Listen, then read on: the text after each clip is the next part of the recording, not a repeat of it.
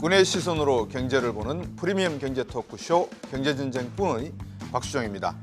어제 23개월 만에 2,700선을 회복했던 코스피 지수가 단 하루 만에 이번 주 상승분을 거의 반납하며 급락했습니다. 올해 들어 11조 8천억에 가까이 순매수하며 증시 상승을 이끌었던 외국인 투자자들과 어제 2,700선 회복을 주도했던 기관 투자자들 동반 매도세로 코스피 지수 2,700선 안착은 일단 실패로 마무리됐습니다. 어제까지만 해도 이 밸류업 훈풍으로 상승세를 이어갔던 증시가 오늘 급락한 것은 이 미국의 물가 악재 때문이 아닌가 생각이 됩니다만 미국의 2월 CPI에 이어서 도매물가지수 PPI마저 이 시장의 예상치를 웃돌면서 금리 인하에 대한 불확실성이 커지고 있습니다. 밸류업 훈풍과 금리 인하 불확실성의 줄다리기 상황에서 한국 증시는 향후 어떤 바람을 타고 움직이게 될까? 모처럼 찾아왔던 밸류업 훈풍을 더욱 강하게 만들기 위해서는 한국 증시에 무엇이 더 필요할까? 이 두 분의 자산 투자 전문꾼을 모시고 말씀 나눠보겠습니다. 프리미엄 경제 토크쇼 경제전쟁꾼 지금부터 시작합니다.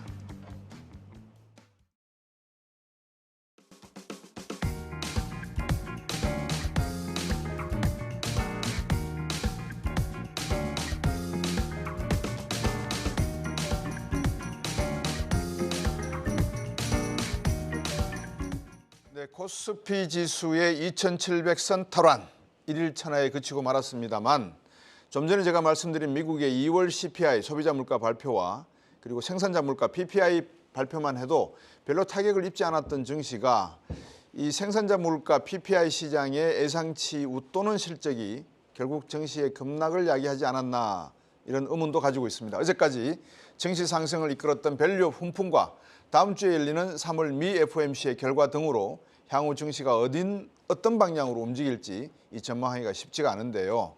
먼저 이선희 이사님께 한번 여쭤보겠습니다. 이 기업 밸류업 정책 어떤 효과가 좀 있습니까? 어떻습니까? 예, 효과가 확실히 있었다라고 판단하고 있습니다.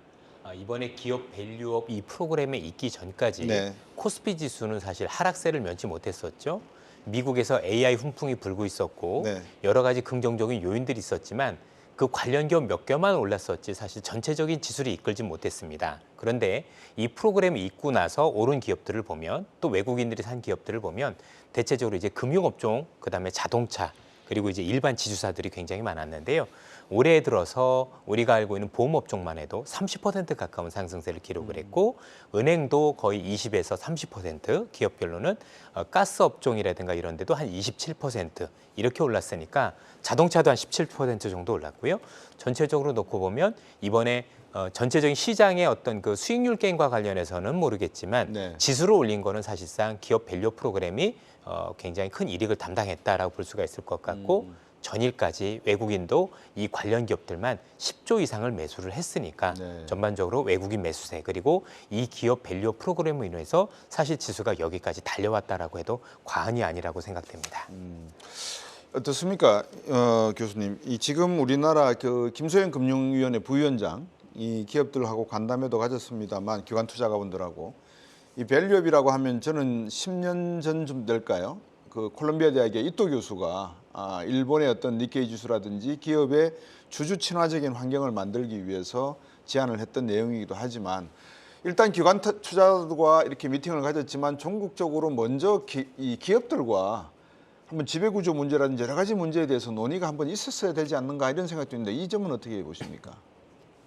그러니까 대한민국 정부가요? 그렇죠. 금융위원회 네. 부위원장이 일단 기관 투자가들과 먼저 미팅을 하셨는데 네. 그 미팅 이전에 네. 기업들과 이 기업 밸류업 프로그램을 왜 도입을 하는지 네. 그리고 주주 친화적인 정책을 정부가 지원을 하고 또 앞으로 기업 주주들에 대한 배당금이라든지 여러 가지 지배구조 문제에 대해서도 기업들이 먼저 한번 살펴보고 그다음에 기관 투자가들을 만나서 정부가 주관하려고 하는 이 밸류업 정책에 따르고 또 협조하는 기업들에 대해서는 기관 투자가들이 좀 반영을 해줬으면 좋겠다 이런 표현이 좀 맞지 않았나 하는 생각이 들었어요. 네, 네. 그 뭐 이제 향후에 그런 절차를 밟겠죠. 네, 그럼요. 근데 어쨌든 이제 주식을 시장에 참여해서 네. 주식을 사는 그 주도적인 주체들은 뭐 기관 투자가나 외국인이니까 이제 그쪽에 먼저 이야기하는 부분들이 뭐 이상하다 이렇게 생각은 안 들고요. 네. 이제 정부가 이제 지금은 큰 방향만 이야기했잖아요. 그렇죠. 지금 구체적으로 어떤 것들이 뭐 나와 있는 건 없잖아요. 네. 그래서 그런 부분 특히 이제 뭐 그렇게 할 때 어떠한 혜택을 주겠다 뭐 이런 것들은 아직 나와 있지 않잖아요. 그래서 그렇습니다. 아마 그런 것들 할 때 여러 가지 의견 수렴 같은 거를 해서 아마 너 이렇게 기업 밸류업 프로그램에 동참하는 기업들에 대해서는 어떤 형태의 뭐 혜택을 주겠다 그런 내용들이 순차적으로 나오지 않을까 그렇게 생각하고 있습니다. 네. 아마 6월 중 최종안이 확정된다 그러는데 네. 뭐 가이드라인도 나올 것이고 네. 방금 이창 교수님 지적하신 것처럼 과거에 연금을 한번 이렇게 이끌어 보셨던 경험을 통해서 보면 기관 투자가분들께서 이 기업 밸류 프로그램에 대한 기대감 또 투자할 때 어느 정도 지침 뭐 참고 자료가 될지 감을 잡을 수 있을까요? 어떻습니까?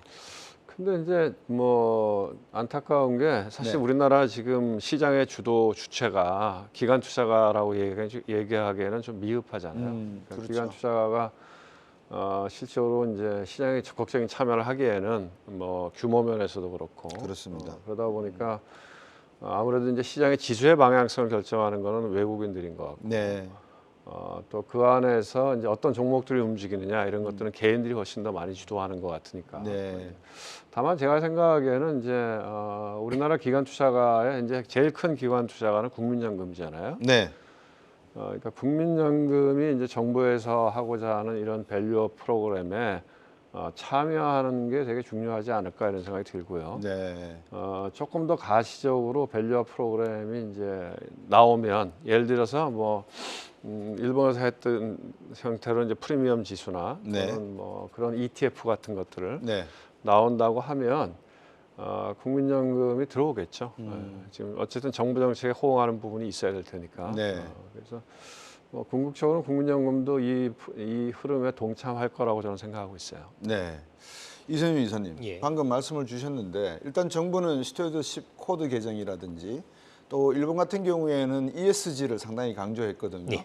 또 요즘 우리가 이제 R200이라고 하는 이야기도 많이 하고 있고 결국은 밸류업을 하려 그러면 미세적인 내용들이 구체적으로 정부가 가이드라인을 제시하고 기업이 이를 따라줘야지만 기관 투자가들뿐만 아니라 외국인 투자가들도 예. 더 많이 들어오지 않겠습니까? 예. 우리가 중요하게 봐야 될 유의점, 이 밸류업 프로그램에 있어서 어떤 대목에 있다고 보십니까? 우선 아시다시피 이 밸류 프로그램이 일본에서 시행했던 걸 보면 단기적으로 시행했던 게 아니라 네. 아주 긴 시간에 걸쳐서 일단은 했다라고 보실 수 있을 것 같고요. 제일 먼저 추진했던 거는 뭐냐면 기업들의 지배구조 개선이었었습니다. 네. 이게 이제 2014년, 2015년부터 시작해서 기업들의 지배구조를 꾸준히 개선을 하고 특히 ESG 중심으로 개선을 네. 하고 그러면서 그 뒤로 기업들이 자기의 어떤 기업 가치를 올릴 수 있는 것과 관련해서 네. 또 여러 펀드들과 많은 부분들과 관련해서 했는데 사실 잘 아시다시피 기업 밸류의 그 가장 그 핵심 주체는 기업이죠. 그렇죠. 그러면 누가 보더라도 어쨌든 간에 우리나라는 이 기업과 관련해서 뭔가 우리가 기대할 수 있는 기업들이라고 하면 여전히 돈을 많이 벌고 있고 현금도 많이 들고 있는 기업이 가능할 텐데 네. 딱 눈여겨보더라도 대기업 가능성이 높지 않습니까? 그렇죠. 그러면 어쨌든 대기업 오너들이 또는 대주주들이 이게 내가 정말 우리 소액 주주들을 위해서 또는 아니면 기업의 가치를 위해서 뭔가 노력을 해야 되겠구나.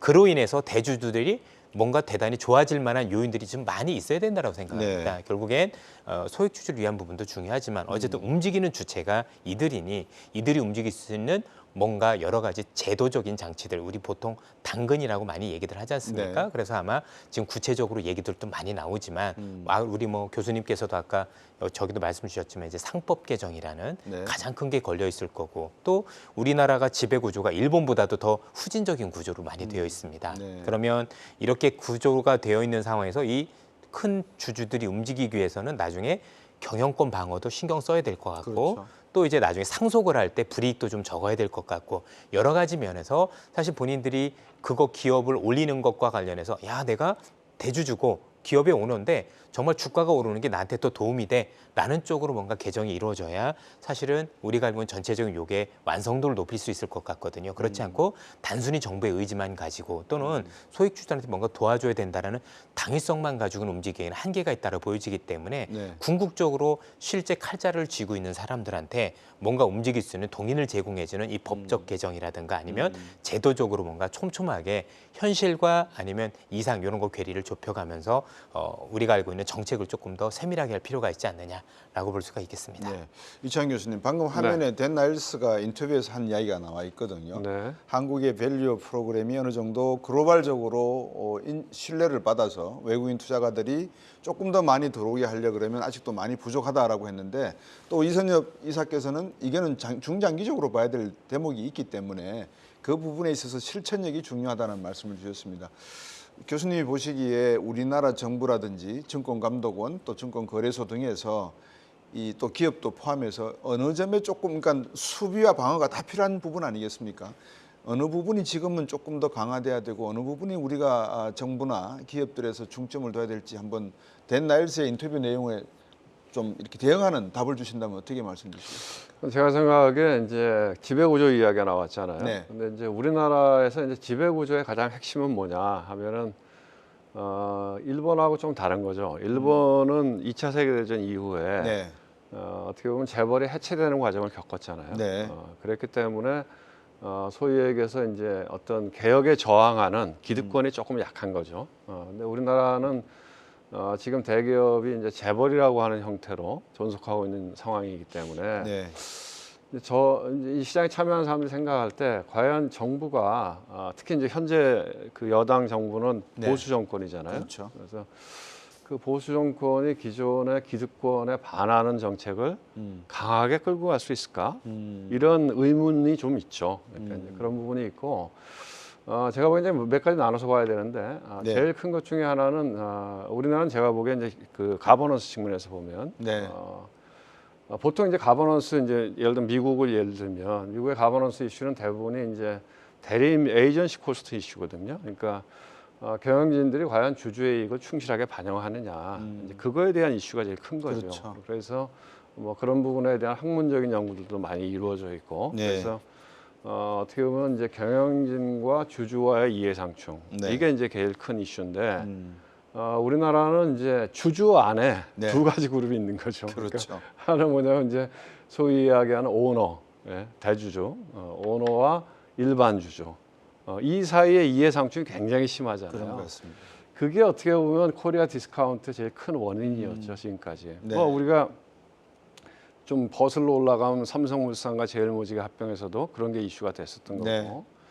또 불과 뭐 한 2, 3년 전에 보면 LG화학이 LG에너지앤소를 물적 분할해서 상장시키면서 엄청난 또 시장의 분노를 자아냈던 거고. 이제 그런 과정을 거치면서 외국인들이 한국 주식에 대해서 굉장히 부정적으로 보기 시작한 거죠. 네. 그래서 이제 그런 부분들이 근본적인 부분들이 해소될 수 있을까? 이제 이거에 대한 이제 굉장히 쉽지 않은 이슈죠.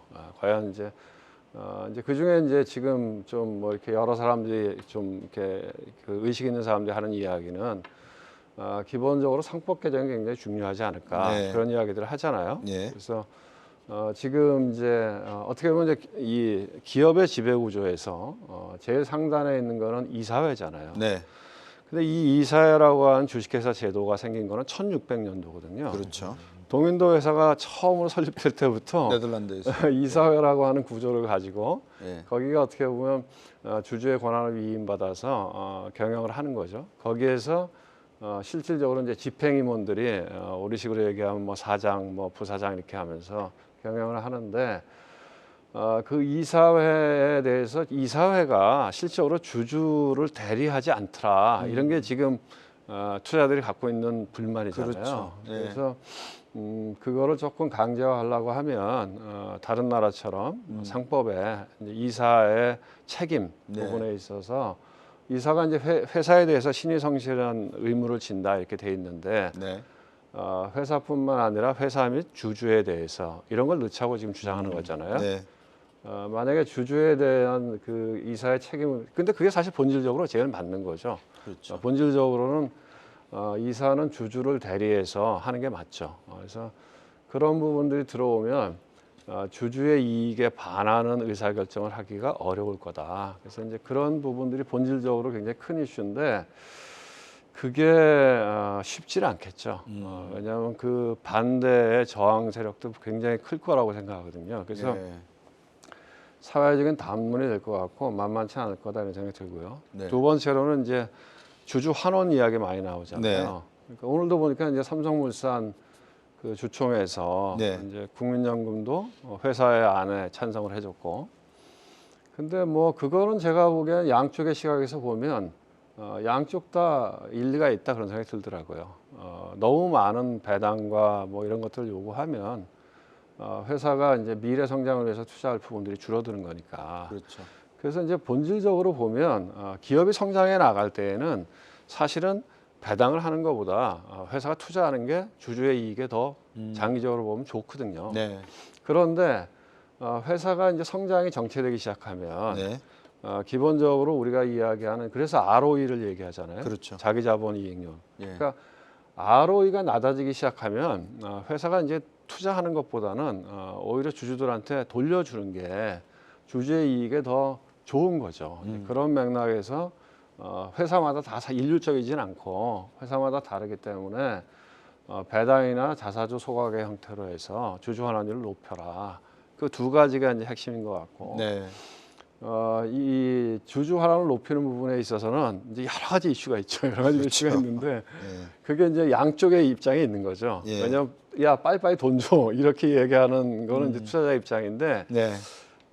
또 이제 다르게 볼 수도 있어요. 왜냐하면 사실 이제 우리가 투자자를 두 가지로 나눠서 볼 수 있거든요. 소위 얘기해서 이제 앵커 투자자가 있고 네. 그 사람은 진짜 오랫동안 경영에 같이 가는 투자자이고 또 하나는 포트폴리오 투자자가 있거든요. 그러니까 대부분의 주식하는 사람들은 포트폴리오 투자자죠. 예. 그러니까 이 사람들은 내가 투자하는 기간 동안에 수익을 내고 나가면 그만인데 사실 앵커 투자자 입장에서 보면은 앵커 주주들 입장에서 보면 그것보다는 영속 기업으로서 얼마나 회사에서 성장시킬 거냐. 네. 그러니까 약간의 관점이 다르기 때문에 그런 부분들을 좀 조화롭게 해야 되고 제일 큰 이슈 중에 하나는 저는 이제 배당에 대한 이슈일 텐데 그 지금 배당하면 종합과세 하잖아요. 그렇죠. 예, 그러니까 사실 대주주 입장에서는 배당을 잘 안 하고 싶거든. 네. 그래서 지금 이제 제가 보기에는 대주주들도 배당을 해야 될 이유들이 많아요.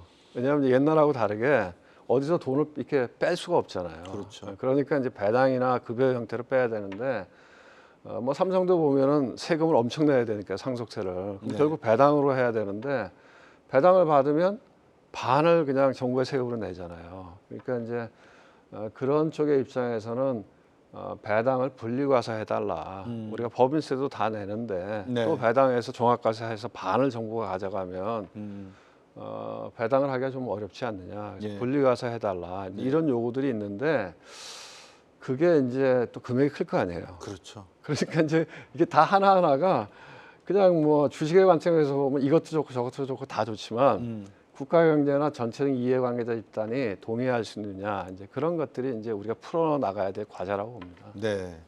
그런 과제들을 일본 같은 경우에는 10년이라고 하는 예. 시간을 놓고 하나씩 하나씩 해결해 갔는데 제가 보기에는 그냥 옆에서 이렇게 보기에는 그래도 기업들이 방금 이창훈 교수님 말씀 주셨던 주주 환원과 거버넌스 제도의 투명성을 가져가는 것이 종국적으로 거시적으로 볼 때는 국가 전체 경제에 도움이 된다라고 하는 그 대전제는 버리지 않았던 것 같아요. 보니까. 예, 그렇습니다. 제가 지금 한 가지 궁금한 게 뭐냐면 회사에서 이렇게 주주 환원에 대해서 신경을 쓰고 기업들이 또 주주들은 회사가 가져야 될 투자, 미래 투자에 대한 그 필요성에 대해서 인지를 하고 서로 한 발자국씩 양보하는 그 조율을 정부가 어느 정도 담당할 수밖에 없지 않겠는가. 여기서 말하는 정부란 뭐 정권감독원이 됐든 정권위원회가 됐든 금융위원회가 됐든 그쪽 정부 쪽 기관들의 역할이 한 3년, 4년인 초기에는 매우 중요하지 않을까 싶거든요. 어떻게 보십니까? 예, 맞습니다.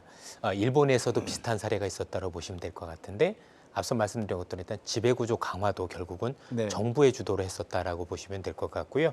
이와 관련해서 지금 뭐 교수님께서 말씀을 주셨던 이사회의 독립성도 결국 정부가 추진했던 거였었고 일본 같은 경우 이사회를 구성을 할 때 최소 3분의 1 이상은 독립성 있는 그 위원들로 이렇게 채우게 돼 있습니다. 네. 그래서 전체적으로 우리나라처럼 이 이사회가 그 회사의 어떤 그 대주주의 거수기가 되는 역할을 네. 최선 맡겠다라는 이런 조치들이 있었다라고 보여지고요.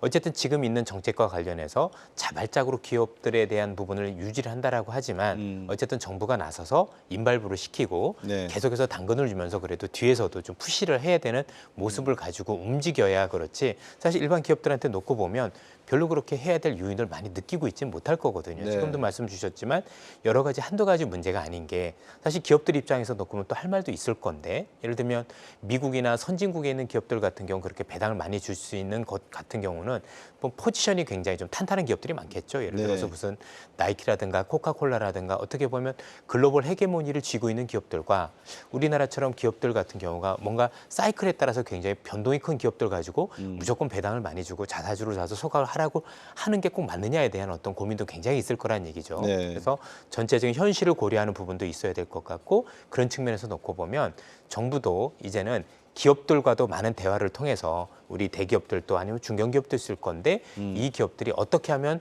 주주 강화를 위해서 무엇을 할 수 있을 건지에 대한 얘기를 좀 많이 들어보고 또 우리 소액주주들한테도 진짜 원하는 게 뭔지 기업들이 어떻게 바뀌었으면 하는지에 대한 얘기도 들어볼 필요가 있고 또 우리 네. 기관 투자가들한테도 역할론에 대해서 기업들이 이랬으면 좋겠다는 얘기를 전부 다 수렴을 해서 사실 분명히 해외와는 다른 어떤 우리나라의 특수성이 있기 때문에 그와 관련된 부분들은 정부가 많은 조율을 하고 감독을 하고 또 일부는 이번엔 나오진 않았지만 약간 좀 강제성을 띨 수 있는 그런 부분들 뭐 내가 당근을 줬으니까 당연히 채찍기도 좀 있어야 되지 않겠습니까? 무조건 자율로만 강조하는 거는 또 답은 아닌 것 같다. 왜? 네. 사실 우리가 지금 얘기를 하고 있지만 이 주주환원이라는 것 자체가 어떻게 보면 우리가 알고 있는 정당이 원래는 했어야 되는 건데 그냥 우리로 얘기하면 비정상화의 정상화거든요.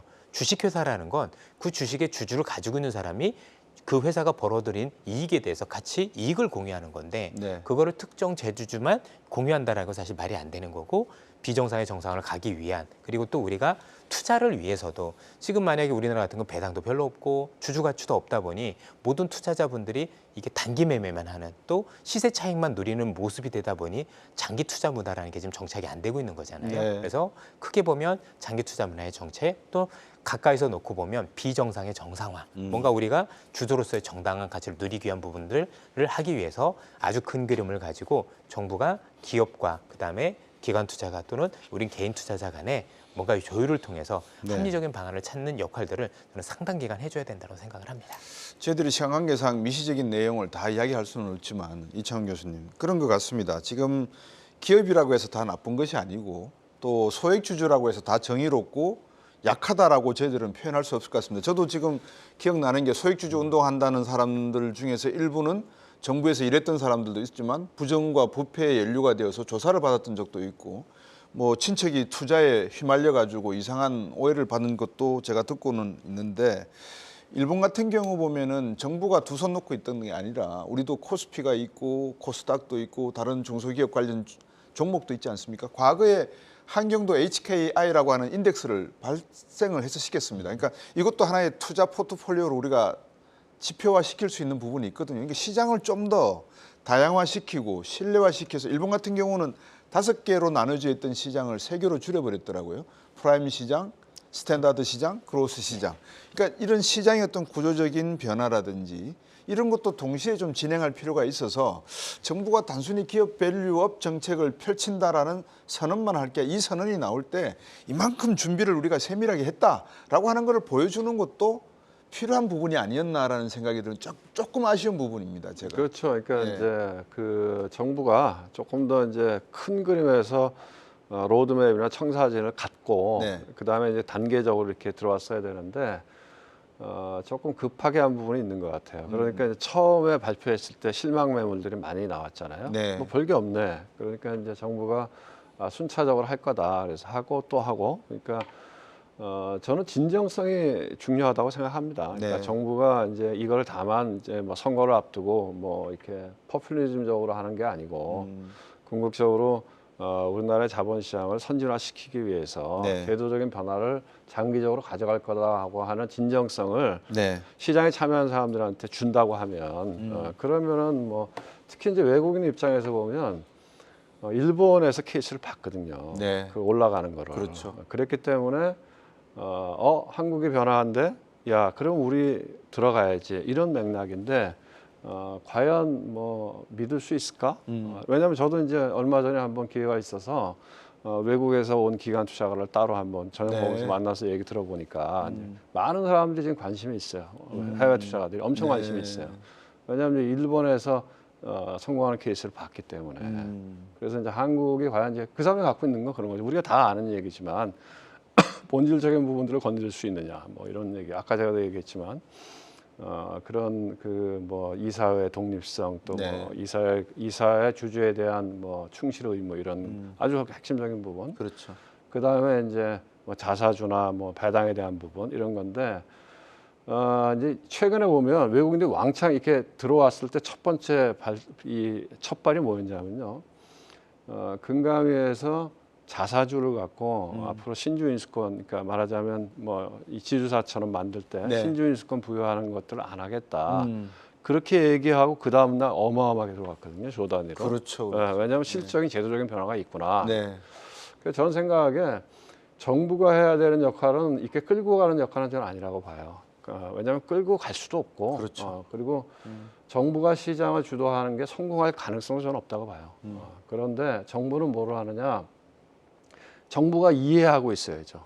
이 시장을 이해하고 있고 정확하게 네. 그 상태에서 청사진을 그리고 우리가 제도적으로 뭐를 하면 이렇게 될 것 같다 하는 간접적인 규제를 해야죠. 그렇죠. 그것만 하면 네. 나머지는 이제 시장이 알아서 가면 돼요. 근데 정부가 개입하면 될 것 같다? 저는 개인적으로 반대거든요. 왜냐하면은 우리가 기억하는 게 제 기억에는 그게 연도는 제가 정확하게 기억이 안 나는데 1989년도인가 90년대 초반인가 노태우 대통령 때였는데 네. 그때 한국은행이 무제한으로 발권을 해서 시장에 개입한 적이 있었어요. 그때 한 거의 3조 가까이 개입을 했거든요.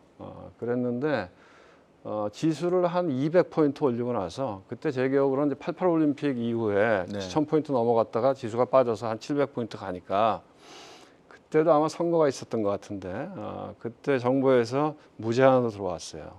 그랬는데 그게 뭐 불과 한 두세 달밖에 지속이 안 됐거든요. 네. 그 다음에 내리 그냥 줄줄줄 흘러내려서 한 400포인트까지 빠졌는데 지수가. 그래서 정부가 직접적으로 개입하는 것은 바람직하지 않고 정부가 시장을 이해하고 로드맵을 그리고 청사진을 그린 상태에서 제도적으로 개선할 부분들을 개선해 나가면 된다. 그리고 시장에 신뢰를 주면 그 다음에 시장이 알아서 갈 거다. 이렇게 네. 보는 거죠.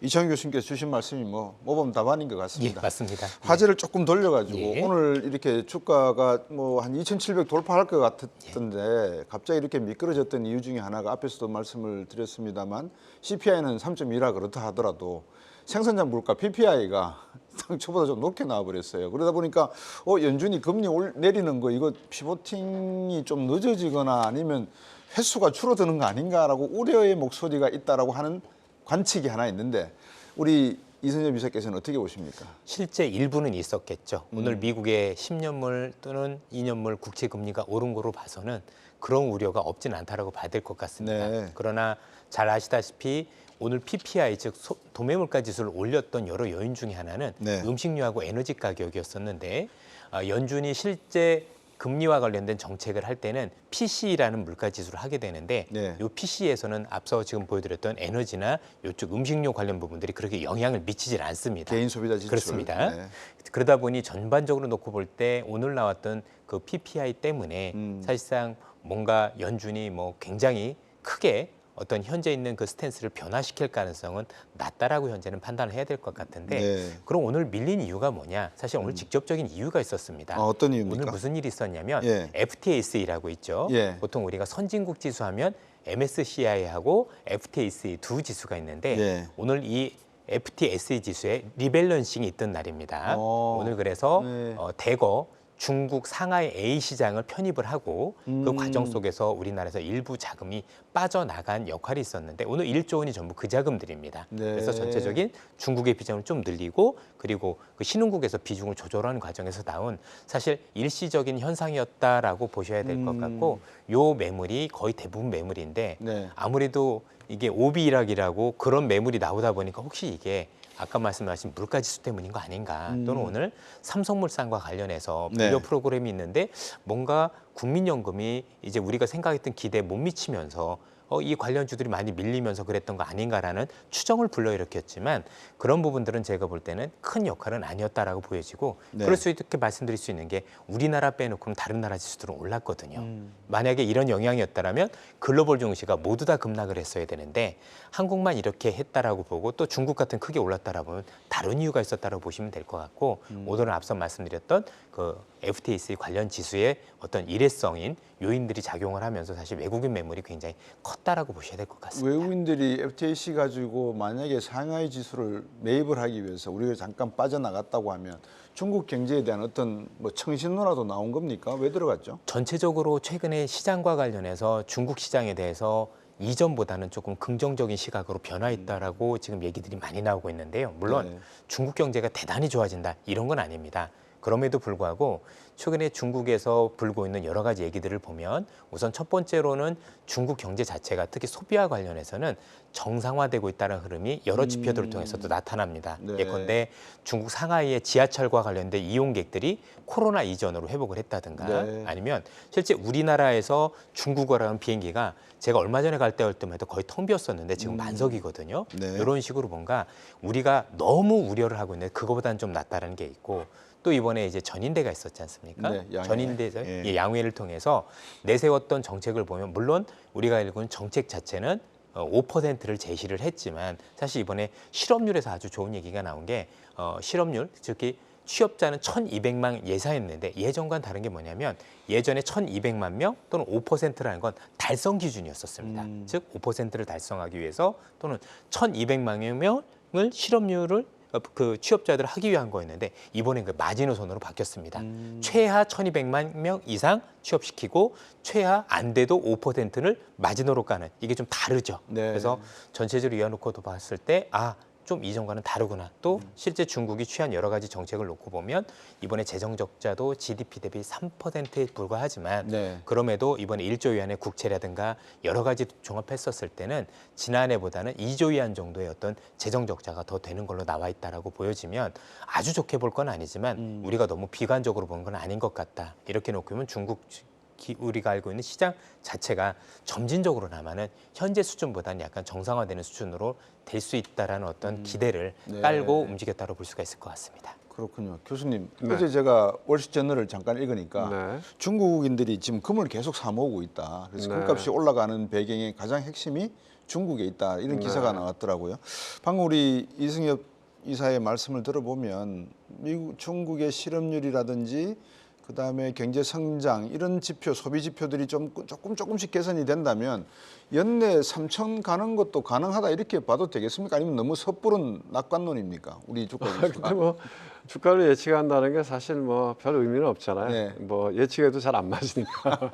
근데 중국이 약간 턴어라운드 하는 것 같긴 해요. 왜냐하면 이제 워낙 중국에 대해서 부정적인 시각이 강하잖아요. 네. 더 이상 뭐 나빠지기 그렇지 않을 만큼 네. 그렇기 때문에 오히려 시장이 거기서부터 턴어라운드 할 수 있는 부분. 최근에 보면 이제 중국 시장이 좀 더 빠지지는 않으니까요. 그렇죠. 그리고 이제 약간의 정책적인 변화들도 있고. 근데 이제 장기적으로 봐서는 뭐 저는 중국은 어려울 거라고 봅니다. 길게 보면. 장기적으로 어려울 거다. 네, 장기적으로. 네. 왜냐하면 이제 제가 이렇게 보기에는 이렇게 우리가 지나간 그 역사를 보면 특히 이제 저는 시장 자본주의가 이 계획 경제를 이겼다고 생각하거든요. 사회주의 경제 체제를. 그건 우리가 이제 지금 보는 거잖아요.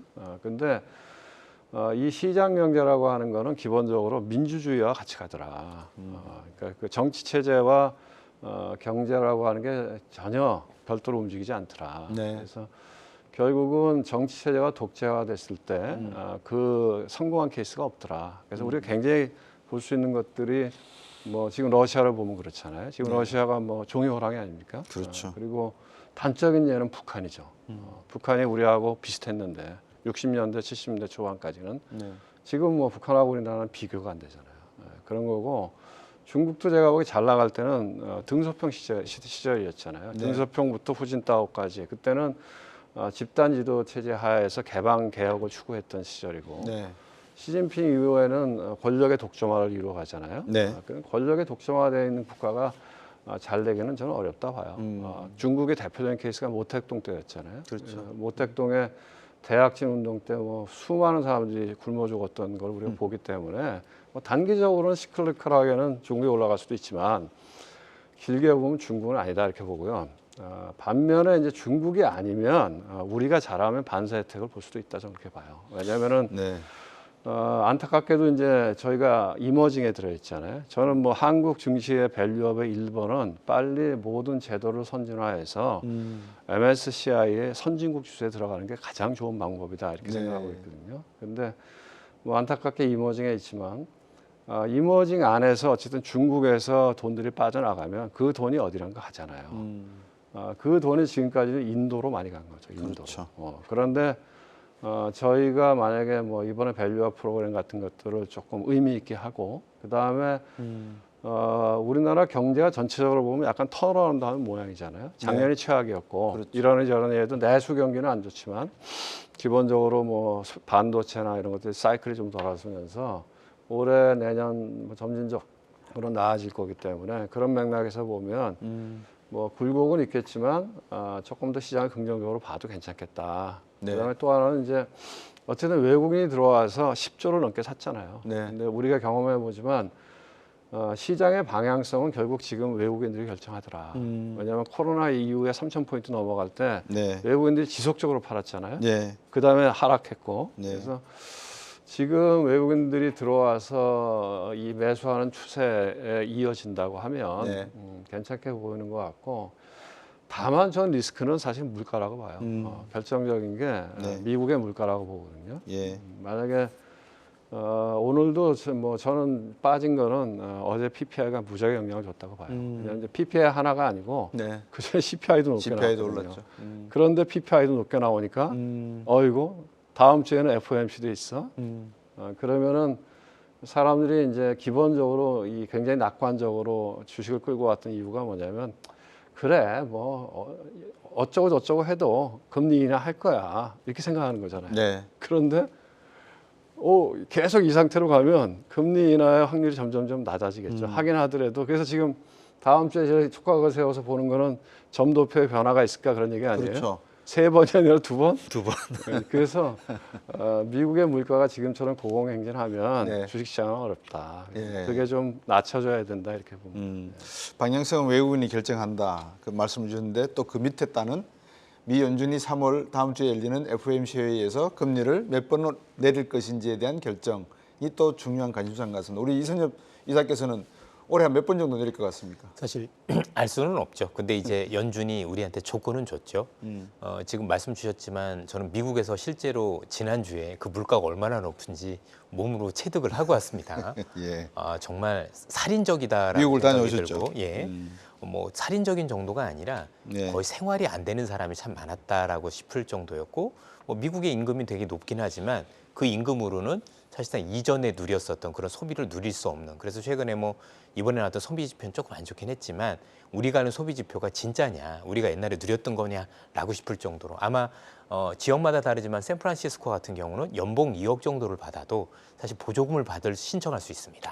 그럴 정도로. 네. 그럼 이제 우리나라에 있는 분들은 다 보조금을 신청해야 되는 대상이 될 정도로 물가가 굉장히 높다고 보셔야 돼요. 정말 살인적입니다. 어마어마하다라고 볼 수가 있을 것 같은데 연준이 지금 우리한테 제시하고 있는 건 뭐냐면 궁극적으로 물가가 높다라는 것도 중요한데 재발하지 않는 게 핵심이지 않습니까? 그러면 연준이 우리한테 제시하는 도대체 물가가 재발하지 않는 조건이 뭐냐? 그 조건은 결국 서비스업 물가의 안정이라고 보는 거고 그 서비스업 물가 중에서는 제일 중요한 게 임금입니다. 그래서 우리가 알고 있는 고용 지표에서 시간당 임금이 있는데 이 시간당 임금이 전월 대비로 0.3% 이내에 들면 네. 예, 전체적으로 우리가 알고 있는 물가가 2% 안에 들어갈 수 있는 조건이 된다라고 파월 의장이 우리한테 직접적으로 제시를 했고요. 네. 파월 의장은 우리한테 얘기하기를 0.3% 전월 대비 임금 상승이 되기 위해서 이제 추세를 보고 싶은 거잖아요.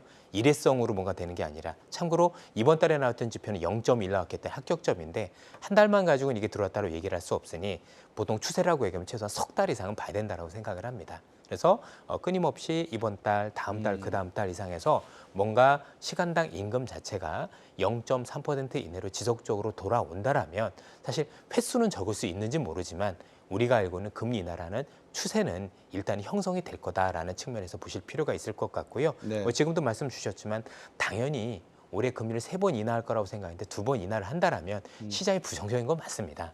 좋을 수는 없지만 그렇다고 해서 이 자체가 조정을 이끌 수 있는지 모르겠지만 그 시장의 커다란 방향, 현재 있는 상승 추세를 꺾을 만한 이슈는 아니다. 제가 볼 때 뭔가 현재는 이 금리 변수 자체가 올라가는 시장을 꺾을 정도가 되려면 2가지 요소. 첫 번째는 뭐냐면 금리가 더 이상 내려가는 게 아니라 다시 인상으로 바뀔 때. 그래서 이거 보니까 물가가 다시 올라서 인하할 수 없고 인상으로 바뀔 때가 첫 번째고 네. 두 번째는 경기가 침체로 갈 때. 우리가 그동안은 물가도 물가였지만 경기가 그래도 연착륙 할 줄 알았는데 그게 아니라 정말 크게 안 좋아진다라는 2가지 케이스면 사실상 지수가 방향을 바꾼다라고 생각을 하고 그렇지 않은 경우는 혹시나 우리 기대에 못 미친다고 하더라도 그게 일시적인 조정 요인이지 제가 볼 땐 방향성 요인은 아닐 가능성이 높다. 이렇게 보고 있습니다. 미 대선이 11월 초에 11월 4일쯤에 있기 때문에 11월 이후에 금리를 올린다고 하는 건 바이든 선거에는 도움이 안 되기 때문에 저는 일단 예로 던져버리면 6월 달에 하면은 남았는 게 9월하고 2번밖에 남질 않았거든요. 3번을 한다 그러면 적어도 5월에는 한 번을 내려야 된다는 그런 이야기가 나오기 때문에 아마 점도표에 많은 분들이 관심이 있고 미 연준이 어떤 방향의 회의 결과를 내놓을지가 다음 주에는 주요 관심사가 아닐까 싶습니다. 마침 이성엽 이사께서 미국을 다녀오셨다고 하니까 살인적 물가라고 하시는데 저는 너무 잘 알고 있습니다. 그 부분에 대해서 햄버거 가격이 뭐 세트 메뉴 같은 경우에 10불 넘어가니까요. 저 옛날에 유학할 때 우리 이 교수님도 미국 계실 때 햄버거 세트 메뉴 시켜봐야 뭐 한 3불이면 먹었지 않습니까? 그죠? 지금은 그게 10불이 넘어가니까요. 그러면 미국 다녀오셨다니까 엔비디아 다녀오셨죠? 예, 엔비디아 그렇습니다. 분위기 요즘 우리 주식시장에서 이야기보다도 엔비디아하고 그다음에 크립토 커런시 암호화폐 쪽에 지금 상당히 예, 맞습니다. 미국 쪽은 예. 핫한 것 같아요. 예. 한번 여쭤보고 싶어서 어떻습니까 엔비디아 쪽은? 한 번 다녀와서 뭘 안다라고 얘기하는 건 굉장히 부끄럽죠. 지속적으로 본 것도 아니고 분명한 거는 일하는데 되게 활기가 넘쳤다라고 볼 수가 있을 것 같고요. 일하는 구조가 되게 재밌습니다. 그러니까 본인들이 계속 일하면서도 옆에 사람들과 소통을 되게 자주 합니다. 네. 뒤에 보면 칠판들이 있어요. 이렇게 화이트보드라고 하죠.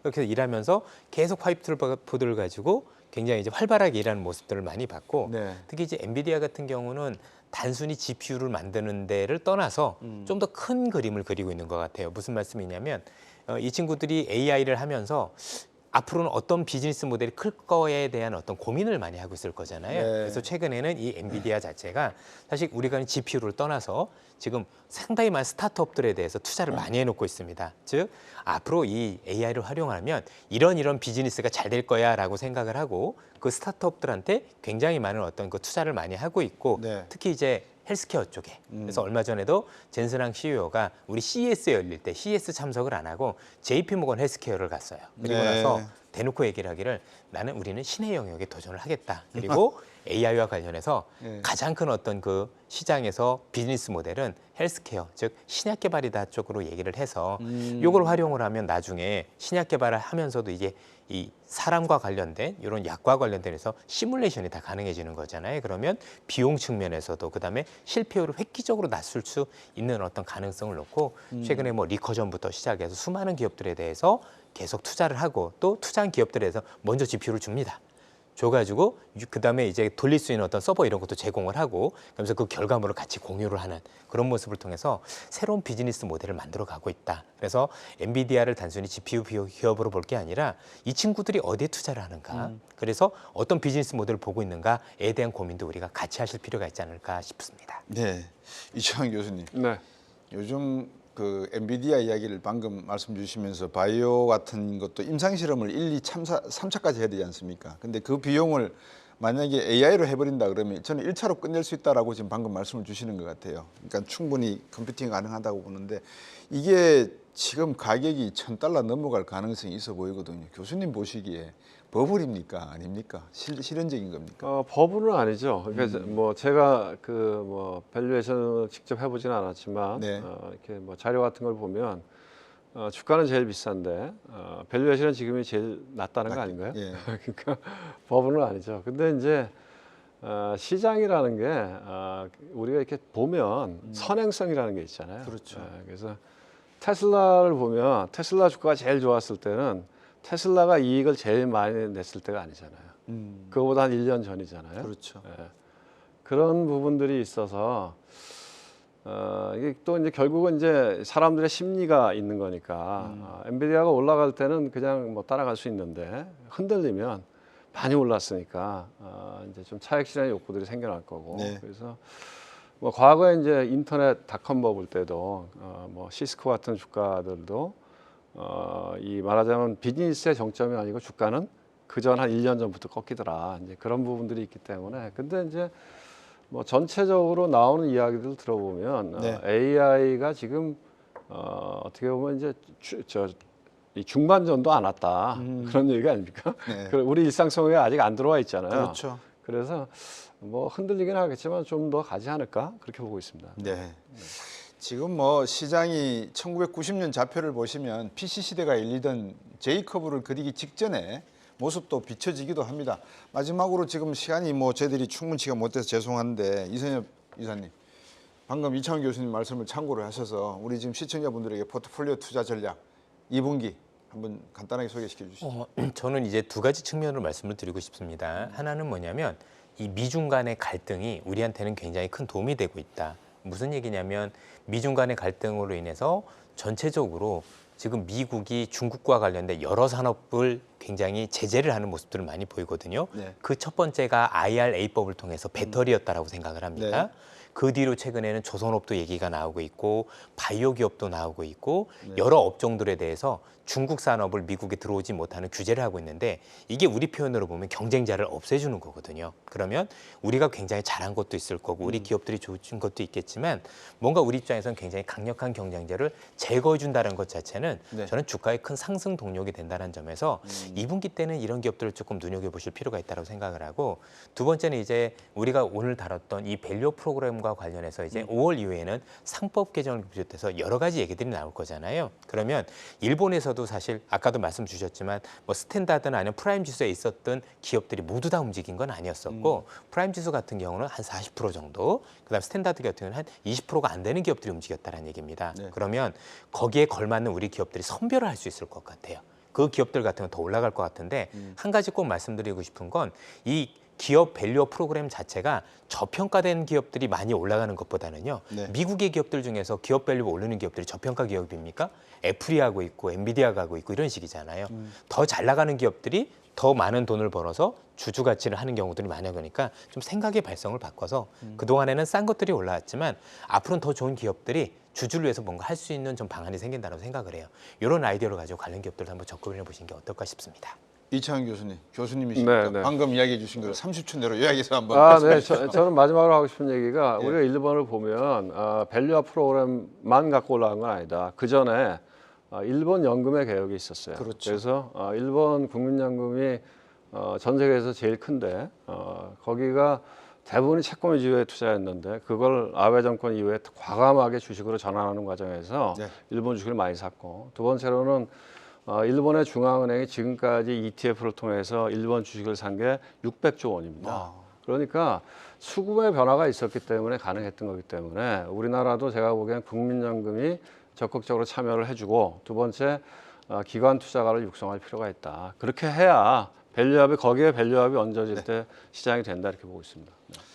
네, 오늘도 참 귀한 말씀 들었습니다. 많이 배웠습니다. 두 분께 진심으로 감사드립니다. 감사합니다. 감사합니다, 교수님.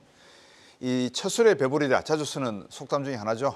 어떤 일이든지 처음부터 큰 성과 내는 것은 어렵습니다. 이제 막 발걸음 떼기 시작했죠. K기업 밸류업 정책도 마찬가지입니다. 장기적인 안목으로 전문가의 의견을 수렴해서 정책을 다듬고 지속적으로 추진 의지를 가지고 성실히 실행해 나간다는 것이 큰 성과를 이루는 가장 중요한 지름길이 아닌가 싶습니다. 한국 증시의 고질적인 문제, 코리아 디스카운트가 근본적으로 해소되는 날이 하루빨리 찾아오기를 기대해 보겠습니다. 저희는 다음 주 금요일 오후 5시 30분에 다시 뵙겠습니다. 시청해 주신 여러분 고맙습니다.